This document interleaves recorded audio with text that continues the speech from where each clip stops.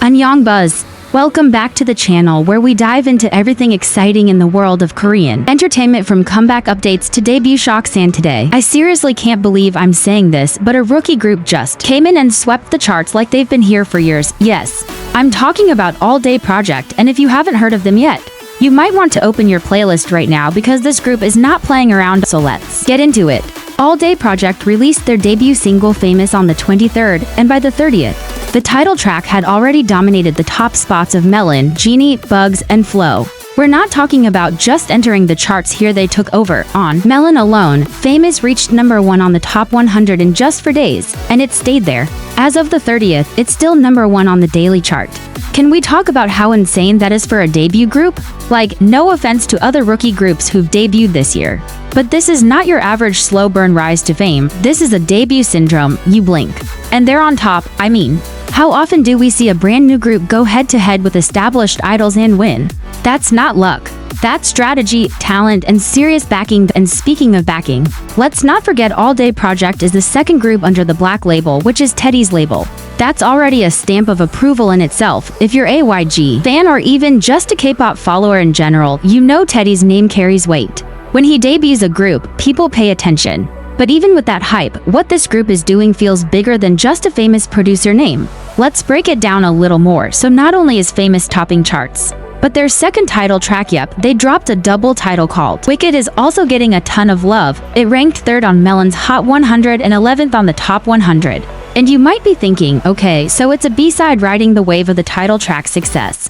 But no, the Wicked performance video shot straight to #1 on YouTube trending videos, and the trending music chart right after it dropped. And that performance? Let me tell you, it's giving power, balance, and something new. This is the kind of stage that only a mixed gender group could pull off. And yes, let's talk about that for a second. How rare is it in K-pop to see a co-ed group debut and actually get this much traction right out the gate?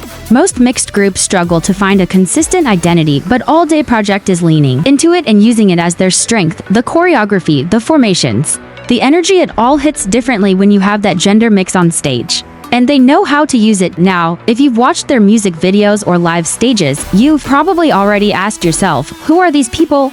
Because their visuals, presence, and even the camera control don't feel like rookies at all. That's because they're not just some unknown trainees pulled from obscurity.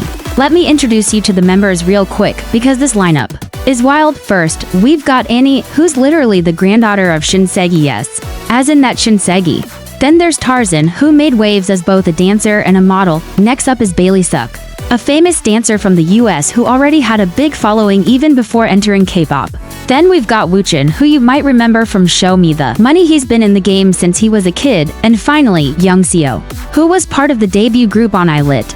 This isn't just a group, it's a super team. And I think that's exactly what makes this debut feel so different. ALLDAY Project isn't trying to prove they belong, they came in knowing their worth. And now they're owning it, everything. From their concept, styling, stage presence, even their self-produced content is screaming, we're here to stay. I'm really curious to see how the industry reacts to them. Will other agencies start pushing for more mixed groups now that ALLDAY is proving it can work commercially? And are we going to see Famous start charting internationally too? Because let's be real, if this is how they're doing in Korea, I wouldn't be surprised if they pop off globally next also. Side note, have y'all seen the fan cams already circulating? The individual member focus edits are going viral, and people are already picking biases like where 3 comebacks in. That is what happens when a group debuts with a fully formed identity. But I want to know what you think. Did you expect ALLDAY Project to explode like this? What do you think sets them apart from other rookies this year? And if you've already picked a bias, I need to know who it is and why. Personally, I'm low-key obsessed with Bailey's charisma, but Youngseo's vocals are giving me life anyway.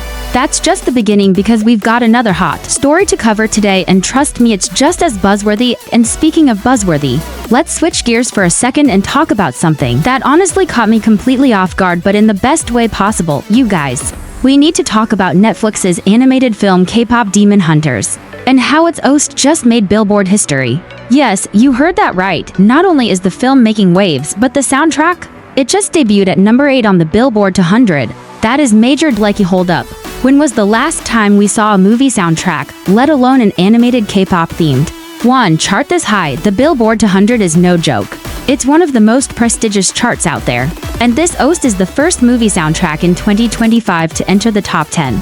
Not even a Marvel film or a live-action musical did that this year, K-pop Demon Hunters just said. Hold my mic and leaped straight into the global conversation. Let's break this down for a second.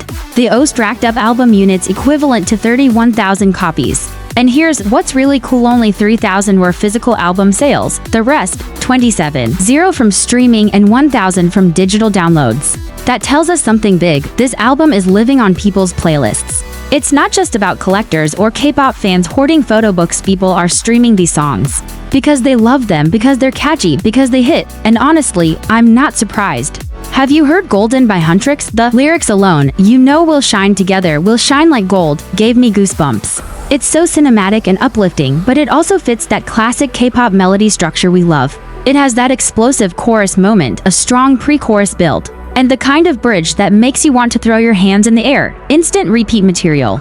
But the thing is, this isn't just a bunch of random songs thrown together to match a movie. The whole album was crafted like a real K-pop release. Every track is tied to a group from the film's universe, like the girl group Huntrix and the boy group Soja Boys. And if you haven't heard Soda Pop yet by Soja Boys, I'm telling you, it's such a fun summer anthem. It's got retro synths, a bouncy hook, and a vocal layering style that's straight out of second-gen K-pop but still feels fresh. Also, let's talk about the film itself for a second. If you're not familiar, K-pop Demon Hunters is a Netflix animated film about a girl group who double as exorcists. Yes, you heard that right, exorcist idols. And they're fighting against a rival boy group who are actually Grim Reapers. This is the kind of chaotic, high-concept, genre-bending storyline that only K-pop-inspired media could pull off. It's over the top in the best way, and I live for it. The animation is slick.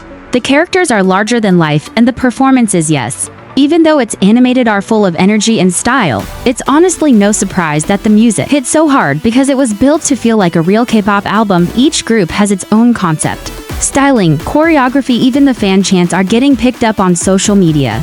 And here's what I think is really happening. This is the moment where K-pop isn't just a music genre, it's becoming a cinematic universe. First, we had idols crossing over into K-dramas, then Netflix picked up K-pop documentaries, and now we're getting full-on animated worlds built around idol culture.